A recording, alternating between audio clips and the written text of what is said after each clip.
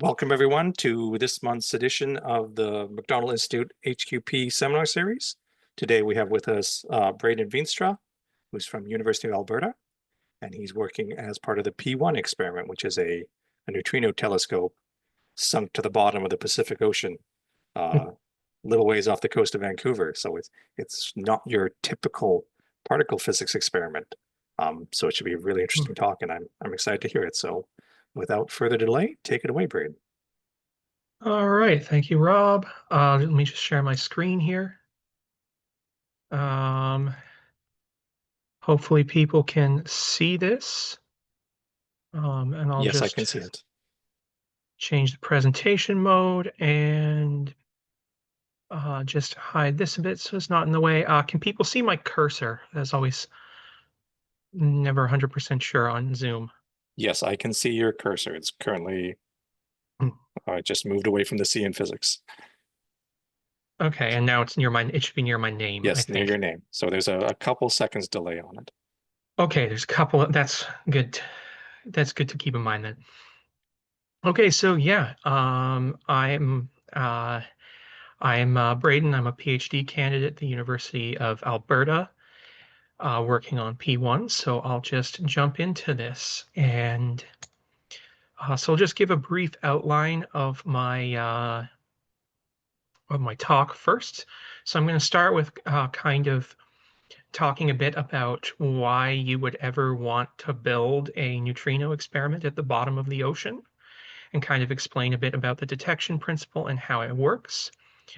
I'm then going to go into kind of the pathway to building P1.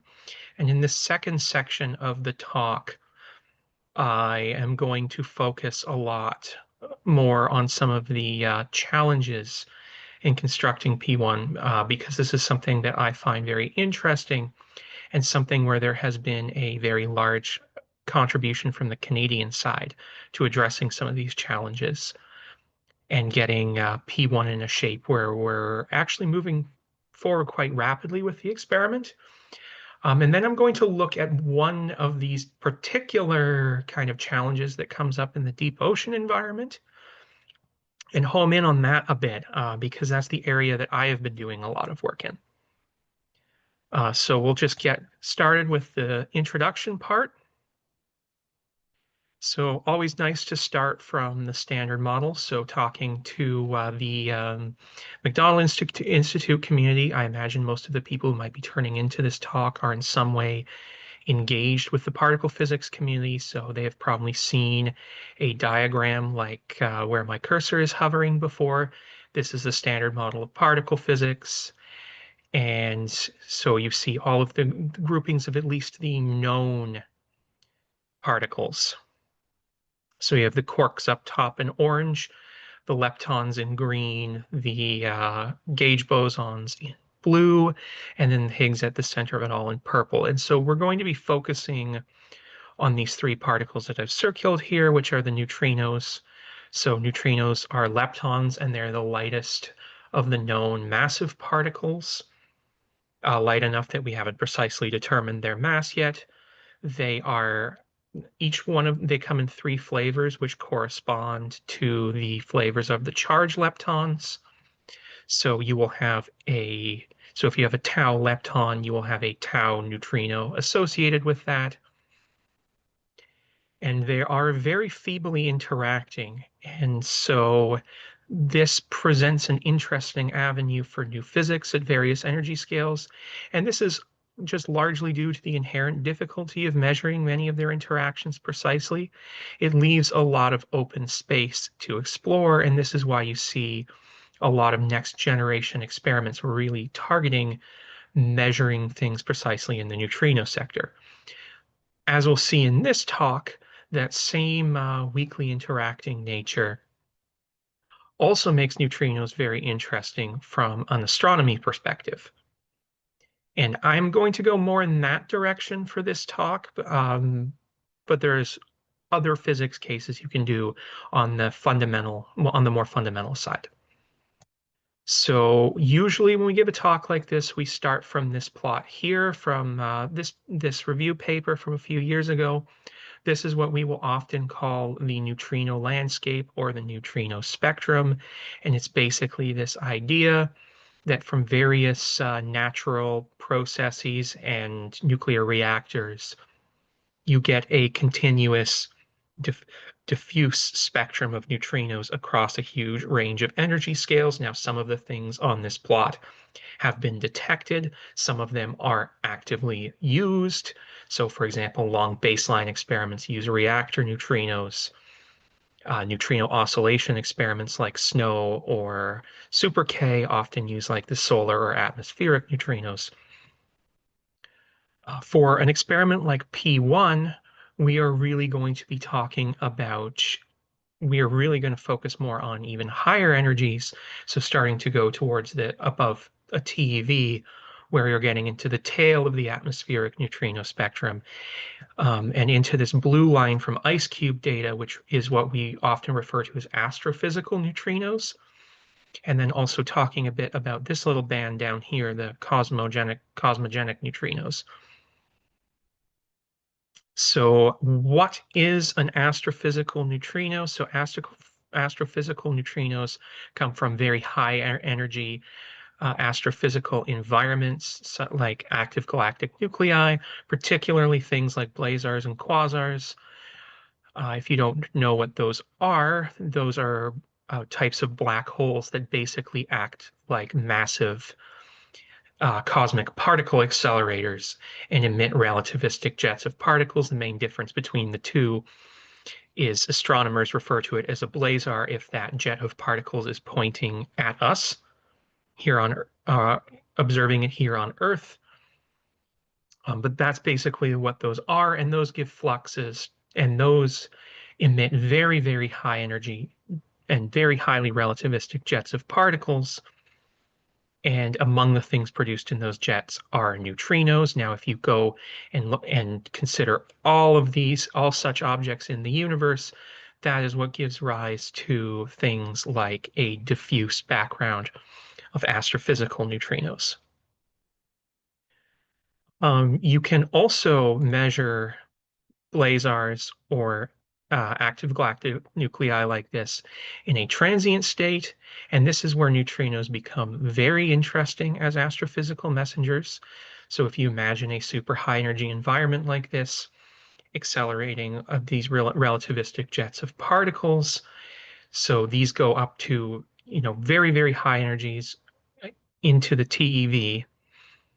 And this is going to, of course, accelerate things like protons, which eventually end up becoming high energy cosmic rays. These, however, lose a lot of directional information on the way to detectors on Earth because they're deflected in magnetic fields. And so it's quite difficult to get information about the source of cosmic rays. Similarly with gamma rays, so you will get some gamma rays that make it to Earth, but a very large number of gamma rays, or at the very least at the very highest part of the energy spectrum of those gamma rays, those are actually going to get absorbed by dust in the interstellar medium, or if you are talking about very, very high energies, then the universe, the CMB actually becomes, or the universe itself actually becomes intransparent to these gammas because they're going to interact and pair produce. Neutrinos have neither problem. They can escape the original dense environment because they're so weakly interacting. They have effectively and have very little probability of interacting on the way to Earth. So in general, when we detect a neutrino from like a transient astrophysical event, again, such as that flaring blazar, that neutrino is going to retain a lot of the directional information about where it came from. And so this type of thing has been done before, where in 2018, Ice Cube detected a flaring blazar in the neutrino space in coincidence with several astrophysical astrophysical observatories. And so this is the kind of thing that has been done before. And a big part of what we do with the neutrino telescopes is sort of these point source searches, or in P1's case, a big part of what we hope to do. And there are other such studies you can do. So even more recently in 2023, for the first time, IceCube, or again, IceCube imaged the galactic plane, so the black hole at the center of our galaxy in the neutrino sector. So these are the example of kind of the interesting astrophysics you can do. One other example I want to talk about before I go into P1 more specifically is to take a look at this here. So this is the cosmic ray spectrum. So usually when we talk about primary cosmic rays, we're talking about high energy protons, or at least we think we're talking about high energy protons. And we've measured their energy spectrum across a wide range of energies. And you'll notice once you're starting to get towards the 10 to the 19, 10 to the 20 EV range, you'll notice a very sharp cutoff. And that sharp cutoff exists due to something called the GZK, or Greisen-Zatsepin-Kuzmin limit, which is effectively a cutoff on the energy from cosmic rays outside of our own galaxy. And this arises because once you get up to energies this high, if you assume that there is a proton, that primary cosmic ray is a proton, it's actually going to lose energy to the CMB via something called photopion production. And so when you're talking about distances on the order between galaxies, the universe is actually no longer transparent to protons at those energies. In spite of that, you may notice that way up here, there are a few measurements that actually exceed that supposed cutoff, and that is an ongoing mystery in cosmic ray physics. This point right here, maybe you have heard of something called the fly's eye event, or the oh my God particle. That is what this event is. And that was sort of the so far highest energy cosmic ray discovered, and the first one that was discovered above that cutoff. And yeah, basically we don't know exactly what sort of mechanism can accelerate cosmic rays to these energies, but if they are indeed protons, then that photopion production process should leave neutrinos as evidence near their source.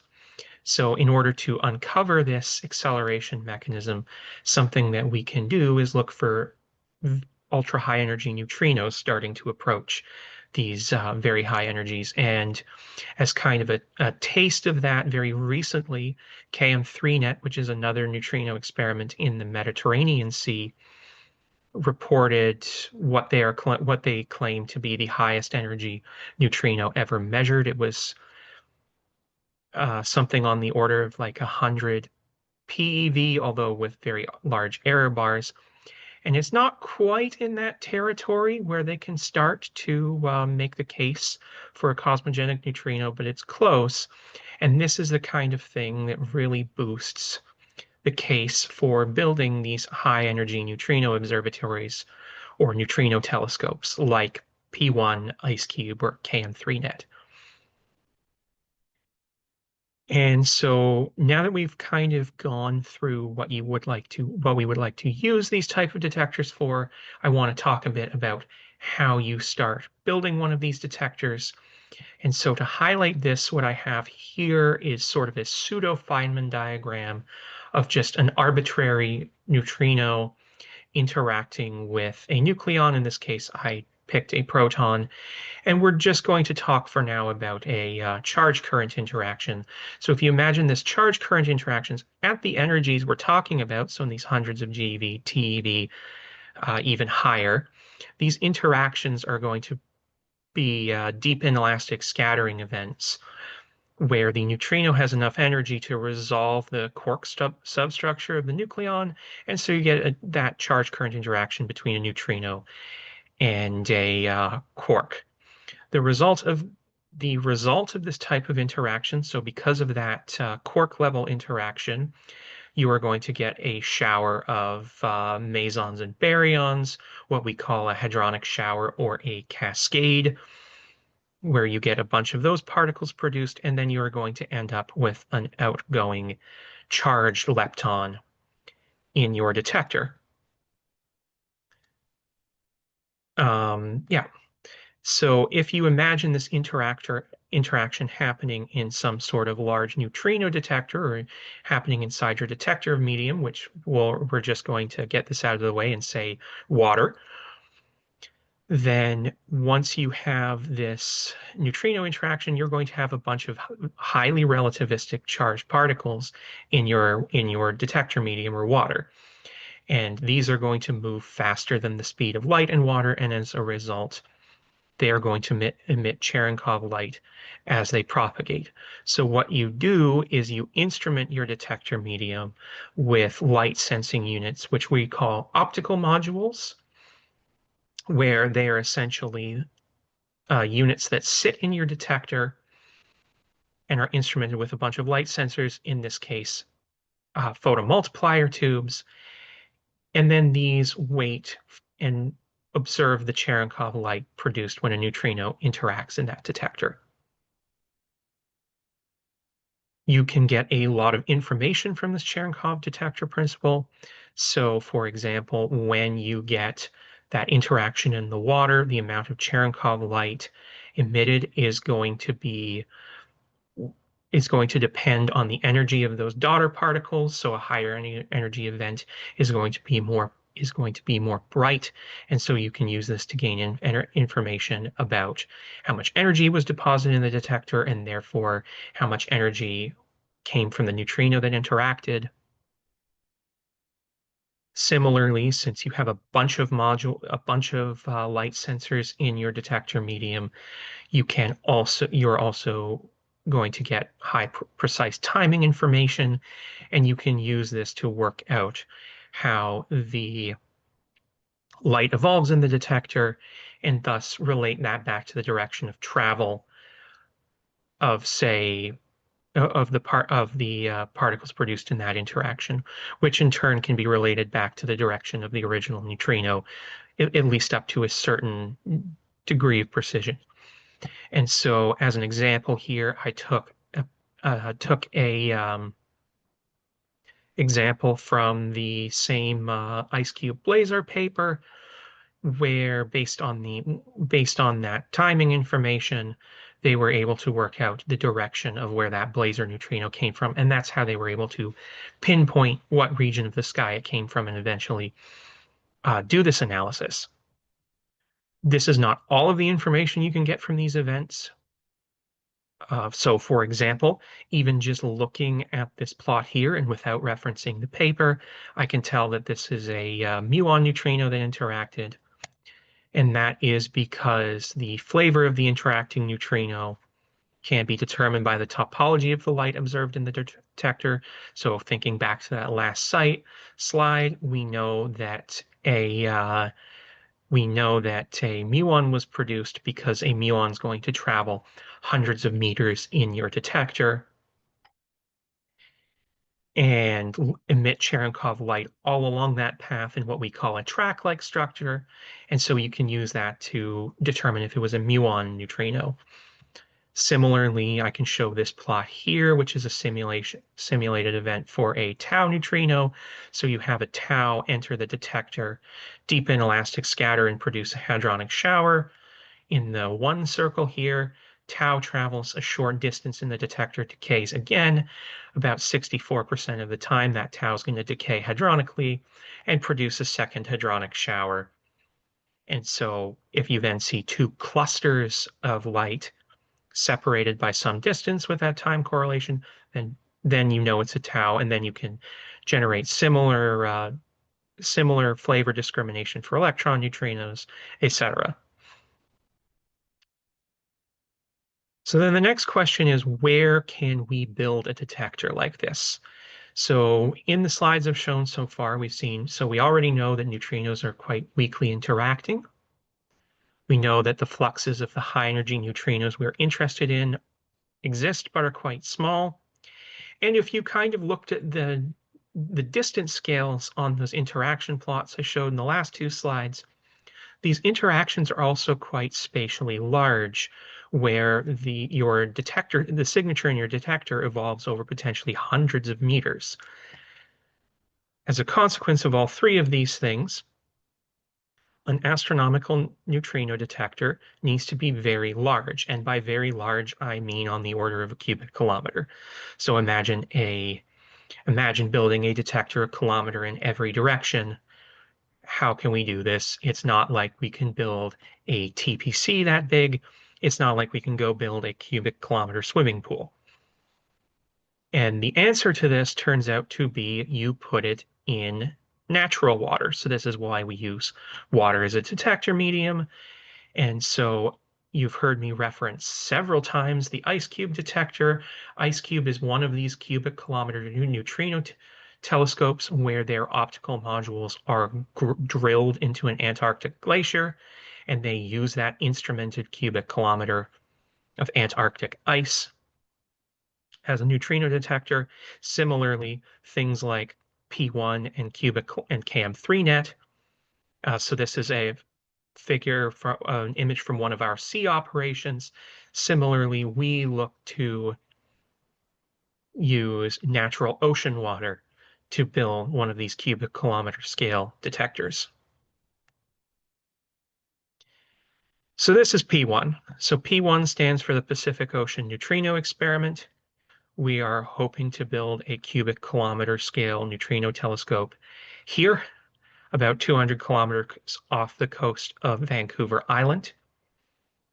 We are partnered with Ocean Networks Canada, who are part of themselves an initiative of the University of Victoria, and they operate what they call the Neptune Observatory, which is over 800 kilometers of deep sea cables that provide things like power and communications to underwater infrastructure and science experiments. Piggybacking on their infrastructure allows us to build a detector like this without facing some of the technical challenges associated with all of this undersea engineering. And so we are looking to build this detector in a region of ocean where they have instrumentation called the Cascadia Basin. The Cascadia Basin was chosen because it is a deep, flat, and relatively geologically uninteresting area of ocean where there is plenty of space to build a massive particle physics experiment. So we currently have 15 member institutions across 5 countries. We have a large Canadian contribution, including University of Alberta, UVic, um, Triumph, Queen's, and Simon Fraser University. And we've already started constructing our first prototype string.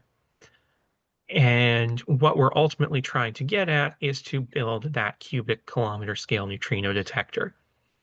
So looking at this diagram here, each of those tiny little bubbles is one of those optical modules. And so, and each one of these tall strings is what we call a mooring or string. That's one of our detector units. So we're building one over this summer, and we eventually hope to deploy around 70 of these to instrument that full cubic kilometer detector. And as kind of a last thing to say about the science case for P1, I wanted to show this plot. So you may wonder, if we have IceCube at the South Pole and KM3net being built in the Mediterranean, what do we get out of adding something like P1? So each of these bands shows the region of the sky that these detectors are sensitive to. And so you see, once you are trying to go after very high energy neutrinos, Adding detectors at complementary places around the globe very quickly increases the sky coverage to those highest energy neutrinos.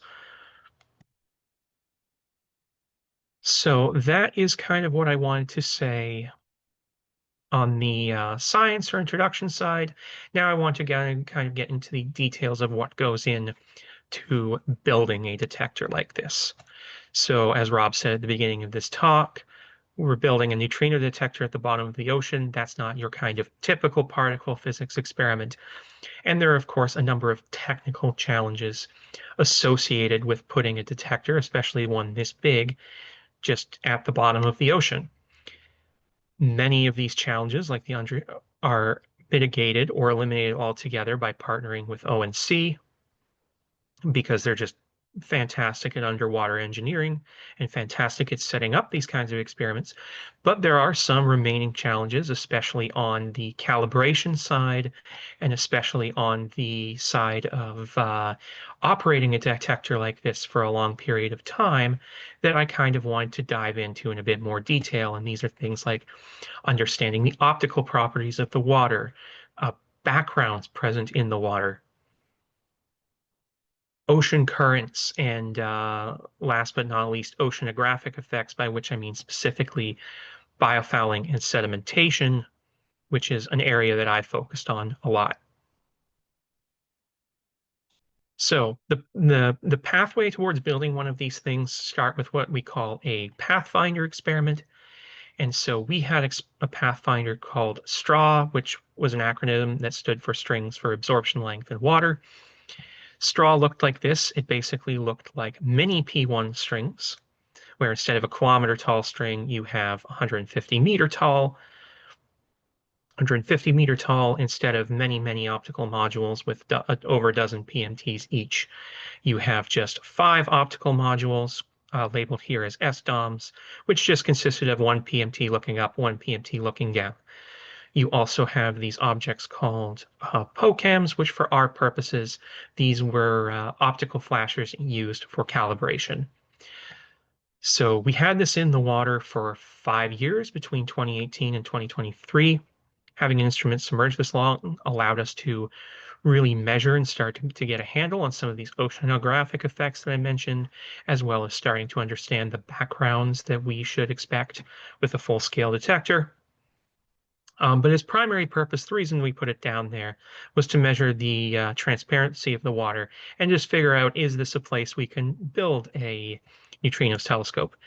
And good news, Straw accomplished that mission, and we can indeed build a neutrino telescope there. So this is a plot from a paper in 2021 showing the optical attenuation length that was measured around 28 meters, which upon thinking about what it would take to build a 70 string array, we determined that this is indeed transparent enough that it is economically and technologically feasible to make a massive detector like this. So that's great news. Straw also continuously monitored backgrounds for those 5 years. So one very large background that we observe is Cherenkov radiation associated from the decay of radioisotopes in the water. When we talk about radioisotopes in the water, we talk mostly about potassium-40 because it's present in the salt content in the water. And so that is a relatively large background. The largest background, at least in a single PMT sense, is the emission of bioluminescence light. So it turns out a lot of animals and other life forms in the deep ocean emit light for one reason or another. Here's kind of a camera image of a jellyfish that is emitting bioluminescent light. And there are various reasons why they emit this light, but it does give rise to a pretty interesting background. So the straw instrument was used to measure these bioluminescence rates. And so even just looking at this plot here, you see that the medium rates are around 30 kilohertz. And so that's a pretty significant rate. And the rates actually extend from, around from pretty low, but all the way up to into the megahertz. So those megahertz rates tend to only happen in bursts for a very short time, but does contribute a bit to, or at least in straw, contribute a bit to detector dead time. And then for the more for things around the more median background, you have to take those into account when you're building trigger algorithms. Now, fortunately, with the full P1 detector, instead of having single PMTs per module, you have many PMTs per module, and you have many PMTs per module, many modules per string, and so then you can start to build trigger algorithms that are going to sort out muons and neutrino events from these backgrounds. So that's work that is ongoing. That's work that is ongoing at various institutions. I won't talk about that too much. Biofouling and sedimentation, that is another challenge with building an experiment in the ocean. So we're going to start by defining some terms here. So sedimentation refers to, in general, so it includes some organic and inorganic components, but in general, when we're talking about sedimentation, we're talking about inorganic minerals that are leached from shore and deposited in the deep ocean.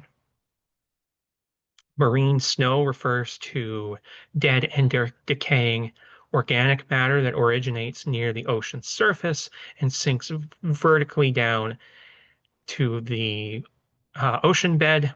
And the result of both of these effects is to deposit material on any sort of infrastructure that you feel like putting in the ocean.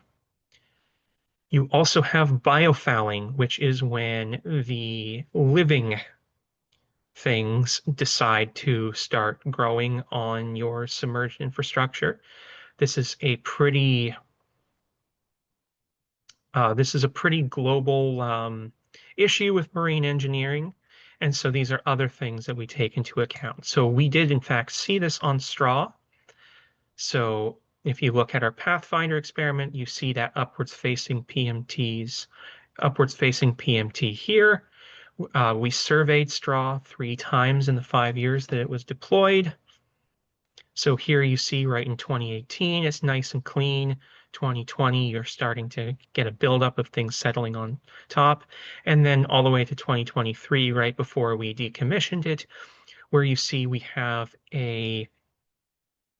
on this upwards facing PMT here on one of the modules, we have these hydroids, which are basically sea worms that have grown all over the instrument. So I led a study into what this does to the transmission efficiency of those PMTs. So I made this measurement using the straw data and using 2 complementary methods. So if we just look at this plot here, those individual data points came from using the in situ flashers, and then that thick band, I actually devised a method using that ambient bioluminescence light to estimate the detector efficiency. And so that thick band shows the 1 sigma confidence interval on that. And you can see here that you see up to a 65% loss of transmission efficiency, specifically on those upwards facing PMTs. We don't see nearly as much growth on things looking downwards, and there is a reason for this, but I'm going to save it. I'm going to kind of put that inject some suspense into the talk. I'm going to focus the last part of the talk on that because this is actually a study that I've led and a paper that we currently have in the late stages of our internal review. So I'm going to talk a bit more about that and what we can do about it at the end. For now, kind of the last big oceanographic challenge I want to mention are ocean currents. So A big thing with building a detector effectively in nature is that it's not an isolated system. And so Cascadia Basin is not the most geologically active place in the world, but you still have tides, you still have ocean currents, and those can distort the detector geometry. And so that becomes something that you have to take into account when you are trying to precisely reconstruct events in your detector. And this is a problem that has been tackled this is a problem that's been really led by the Simon Fraser group, and I want to include it and shout them out and highlight it in this talk because they actually recently released their paper on the acoustic positioning system they developed. So basically, they have developed this acoustic positioning system where they can reconstruct quite precisely the position of optical modules on a string of detectors and then update our information in our physics reconstruction. So this is a paper that that was led by the Simon Fraser group, submitted recently and accepted.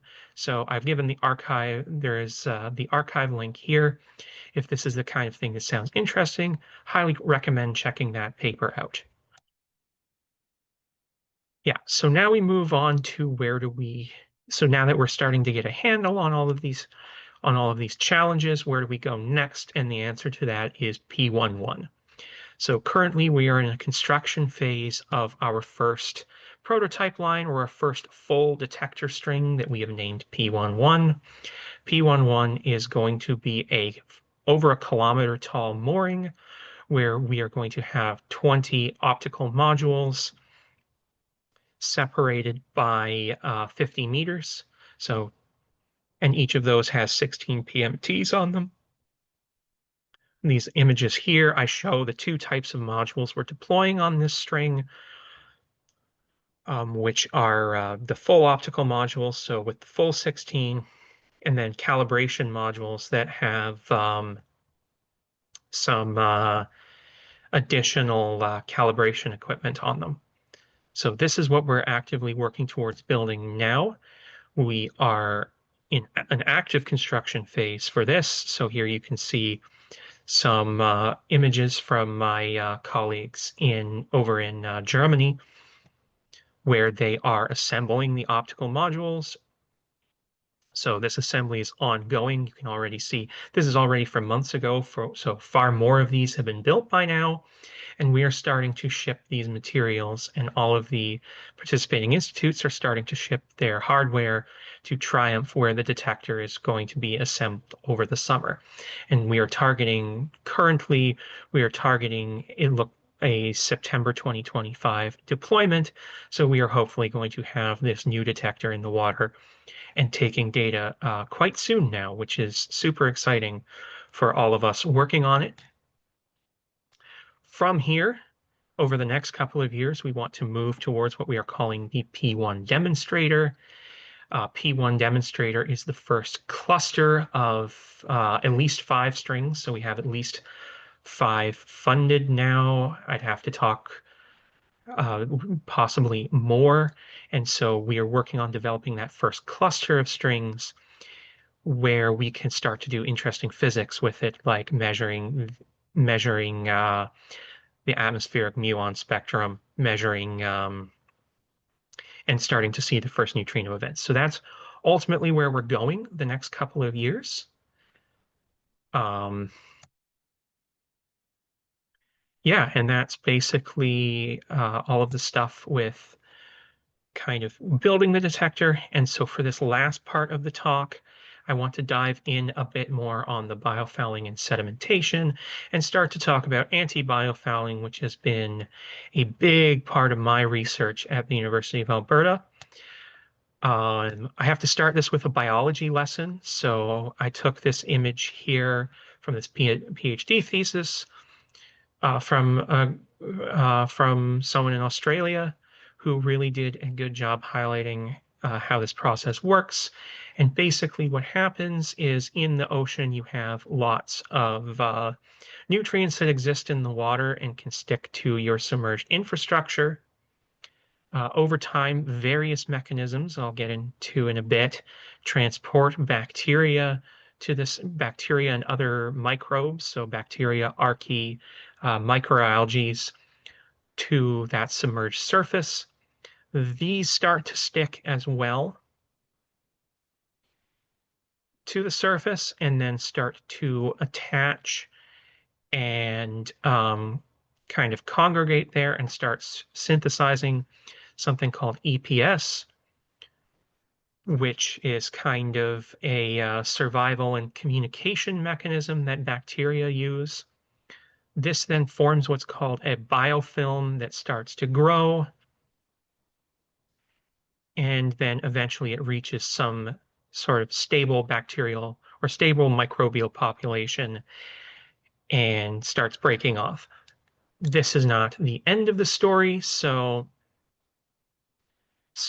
you get that initial biofilm formation, which here's an example of a straw module where you can see the underlying goo on the instrument after we took it out of the water, or underlying film. And then you can see from that stage, you then start to have the marine snow and sediment accumulate on top of that. And eventually, this biofilm and material starts giving the conditions where more complex organisms can grow in a stage called secondary colonization. So then you start to see, and that's where you start to see this growth of, this is where you start to see that growth of things like hydroids on your in our case, the upwards facing PMTs. And that's really where you start to see the loss in optical transmission. So this is where I'll kind of answer that question of why we mainly see this on the upwards facing PMTs. And that's because the second stage is a really kind of a chicken and egg problem. So the marine snow is actually the main transport mechanism for the bacteria as well. So the way that you get these robust microbial communities, almost 3 kilometers underwater, is really that they use this marine snow as like a bacterial superhighway. And so really, if you want to prevent this from happening, which, this is over 5 years. So if we want to operate a neutrino detector for 10 or 20 years, we can get a little bit more sensitivity out of it. If we kind of interrupt this process. And so that is what I've really been working on. And so once we went through that study, I started looking into in the literature, what do other marine engineering projects do to sort of prevent this? And so looking through the literature, there are a whole bunch of things that different groups tried. A few of these were non-starters from the beginning. So, of course, a common one is poison. A lot of poisonous treatments are getting banned, and we're also in an environmentally protected area where the kind of standards for what we can deploy are going to be higher. So that's out. Manual cleaning, very difficult to figure out a way to do that 3 kilometers underwater. Some groups have reported success with ultrasonic cleaning. This is unfeasible even just from a power restriction, and also could potentially damage electronics. And so we were really left with kind of three ideas: an autonomous underwater vehicle, something that got proposed, a UV subsystem, or a more specialized coating that would sit on the outside of the glass. And this coating is really the direction that we have been going in. So on that side, I kind of looked into what is available. So when we talk about biofouling mitigation, there are really two kinds of coatings in existence: biocidal or poisonous coatings, and then hydrophobic and hydrophilic coatings, so surface modifying coatings. Aside from the obvious environmental concerns, even if you can find a biocidal coating that is safe for use in a marine protected area, the mechanism of action is that they slowly release this toxin over time, and it's very hard um, to make such a coating that is going to be continuously effective for 10, 20 years. In the literature, pretty much everything I'd seen had a maximum useful life of a year or two. And so those were pretty much out. So we started looking more into the hydrophobic and hydrophilic coatings. And the way these work is they make it hard for for things to attach. So they weaken the van der Waals forces with which things in the water, but particularly the biofouling organisms, can attach to your surface. An example of something like this is like this paper here, which introduced a product called Sol Gel. Sol Gel is essentially a silicone-based coating that acts as one of these fouling release coatings. So we had this idea for a kind of candidate technology for extending the lifetime of our detector. We then needed to find, okay, who can make one that's optically transparent and who can make one at a scale where they would be willing to coat, several hundred optical modules. And through talking to our connections in the biology and oceanography community, we eventually found this commercial product here that does exactly this type of thing and makes a optically transparent coating. And so we reached out to them, and we had one of several test slides and one of our hemispheres that glass hemispheres that house our PMTs. We had those coated. And so on the right here, you see a coated P1 hemisphere that's currently sitting down in the lab at the University of Alberta that I have been using over the past few months for qualifying tests. So I'll first jump into, so the first thing, we're an optical detector. So we need to make sure that this is not going to interfere with our detection mechanism. So we ran some optical tests, one of which I show an image of one of our setups here, where we have these two coupled optical fibers, and I basically scanned across the surface of the coated slide to get the transparency. And the good news on that is, at least in this 300 to 600 nanometer range, the effect of the coating, especially just the thinly deposited layer of the coating, was pretty insignificant compared even to just the variations in the glass. And so we estimated from our measurements on the order of 90%, 95% light transmission efficiency. And so that is pretty good. Another test that we ran is I then sent a bunch of these slides to my colleagues at Simon Fraser University, who had a big setup for measuring wavelength shifting properties, as well as time shifting properties, so things like fluorescence, which could interfere with our timing information. And those measurements showed no cause for concern. So at least from an optical perspective, using this coating is perfectly feasible. The next thing I kind of tackled that I won't talk about too much. So many of these anti-fouling coatings are quite soft. Our coating, I'd say, is relatively hard, but it's still what I would call semi-soft. And so if you have it come up against a sharp surface or corner, it can chip or scratch. And so not really too much to say about this, just that we spent quite a bit of time integrating our physical handling procedures into our integration procedures. But it's still feasible to do.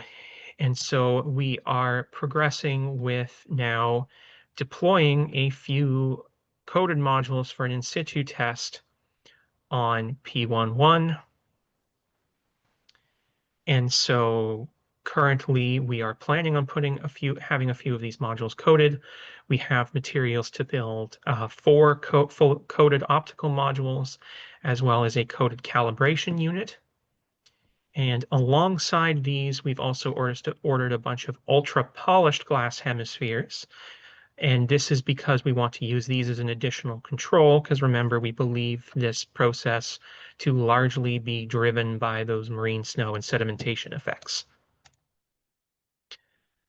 So then last, I'll talk about some future work. So kind of what I've been turning my attention to lately is figuring out, so once we go to P11, how are we going to figure out that this coding's working? And so I've kind of started that by starting to look into adapting the methods I developed for the straw study. So we're going to have a whole bunch of in situ flashers and calibration tools on the modules. And we can also do what I did before and use the ambient light. The reason we can do this is even though it's not necessarily isotropic, there is a strong correlation between what the bioluminescence around the DOM is doing. So if you have 2 PMTs or more on there, when it sees a bioluminescence burst, those rates should be correlated between PMTs on the same module.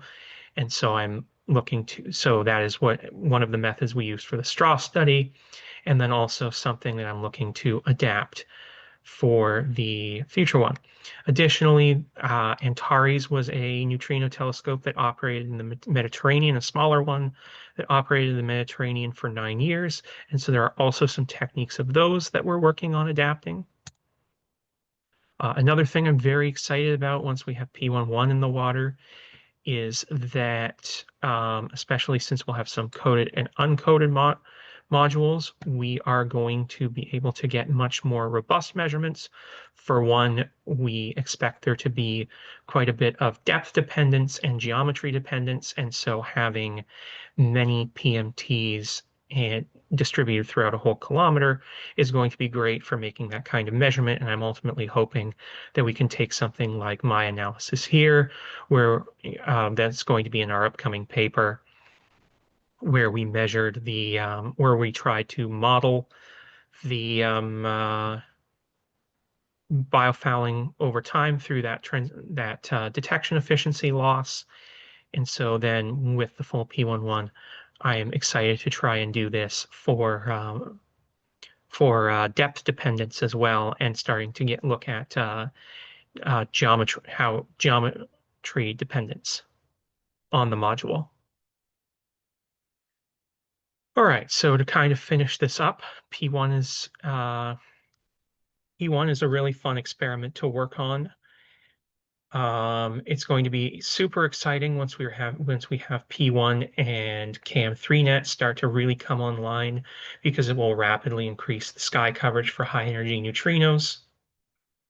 Constructing this detector in natural water is what allows for us to develop a truly massive instrument, but also presents unique challenges. And a great amount of work, especially on with a very large Canadian contingent, has gone into addressing these challenges and pushing P1 now into the phase where we're building P11 and the demonstrator.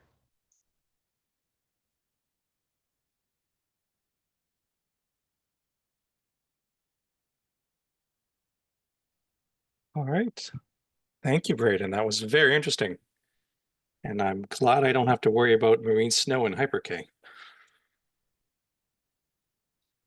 All right, we have time for some questions. Would anyone like to open the questions? All right, Brigitte, go ahead. Hi. First of all, great talk. You explained everything really clearly and answered all my questions throughout the talk, so I only have a few left. This one is for slide 23, I think, where I talked about the attenuation lengths. Yeah. Yeah, that one. So I was wondering if you have some idea what the bioluminescence light wavelengths is compared to the Cherenkov light you want to observe? Yeah, so especially taking into account the the Cherenkov radiation that we want to observe, that is mostly in the blue, and unfortunately the bioluminescence light is also very largely in that blue range. So the Cherenkov radiation is kind of at least what we're trying to measure is more around here. I believe the dominant bioluminescence wavelengths are a little higher, but they're actually quite close to that Cherenkov spectrum. Okay, that's quite unfortunate, but thanks for the explanation.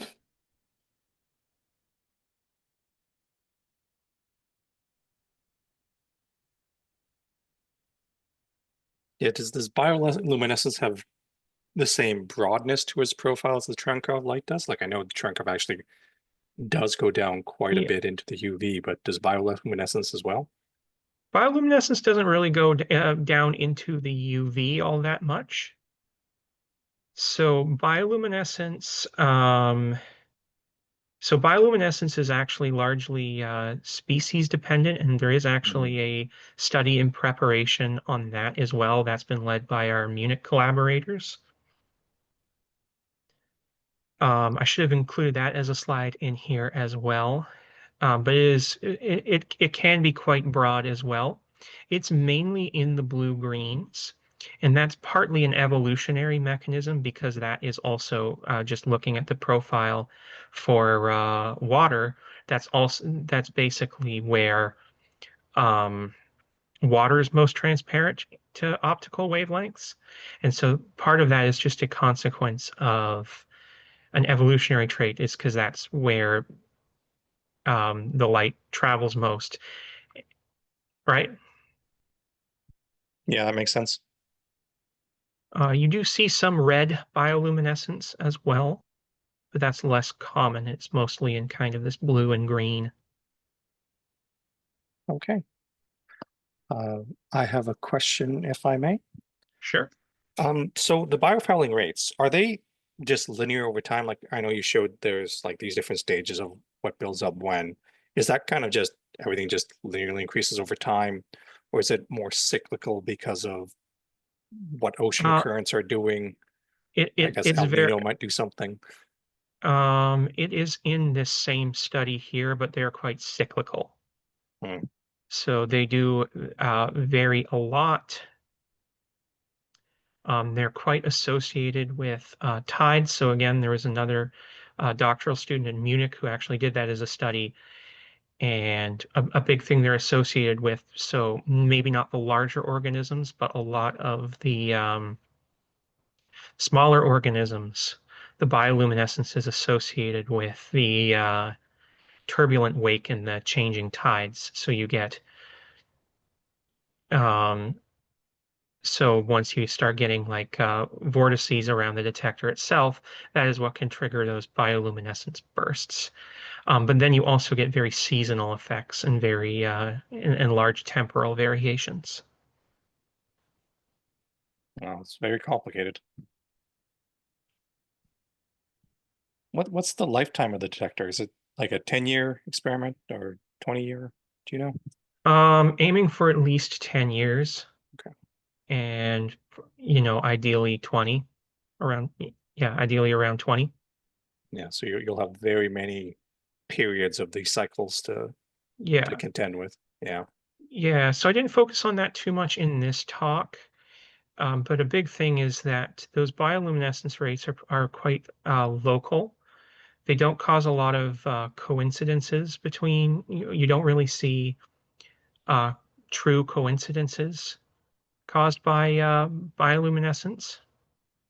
And so the idea is, and we've already had a master student who's done a study like this at UofA actually, And basically, once you start getting a bunch of modules and a bunch of once you start getting many PMTs per module and many modules, then you can start making like clever decisions with your trigger. And these backgrounds, the single PMT rates become a bit less of an issue. So yeah. I was thinking more from the biofouling perspective, though. I if it's an increasing over time thing, Hmm. and it's also cyclical, and you would have many times where you have large bumps in the sensitivity of your detector.